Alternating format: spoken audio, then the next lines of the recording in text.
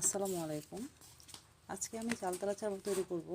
তার জন্য কড়াইতে সরিষার তেল, শুকনো মরিচ, তেজপাতা, গোটা গরম মশলা এগুলো আমি একসাথে ভালোভাবে ভেজে নিচ্ছি।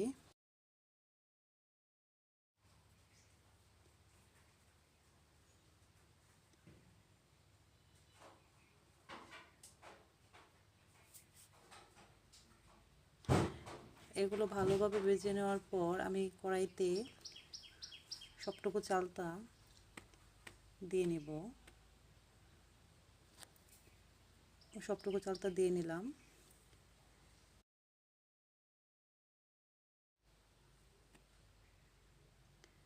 এখন আমি এগুলো ভালোভাবে নেড়েচেড়ে সব কিছু একসাথে মিশিয়ে নিব। এর মধ্যে আমি একটু রসুন বাটা দিব। আচারের মধ্যে রসুন বাটা দিলে এর স্বাদ ভালো হয়। আপনারা যখন যে কোনো আচার তৈরি করবেন অবশ্যই রসুন বাটা দিবেন।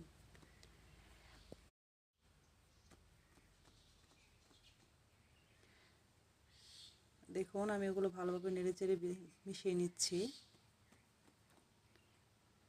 আচারটা আমি চিনি দিয়ে তৈরি করব। আপনারা চাইলে গুড় দিয়েও তৈরি করতে পারেন। এখন আমি চিনি দিয়ে নিব। চিনিটা আপনারা আপনাদের পছন্দ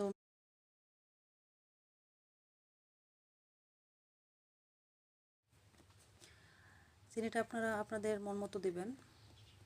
আপনারা যতটুকু মিষ্টি খেতে চান সেই পরিমাণ চিনি দিবেন।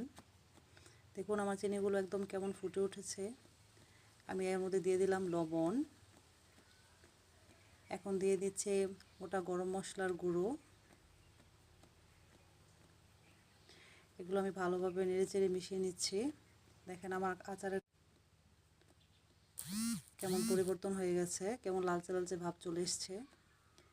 এর মধ্যে আমি দিয়ে দিব শুকনো মরিচের গুঁড়া। অল্প একটু শুকনো মরিচের গুঁড়ো দিয়ে দিলাম।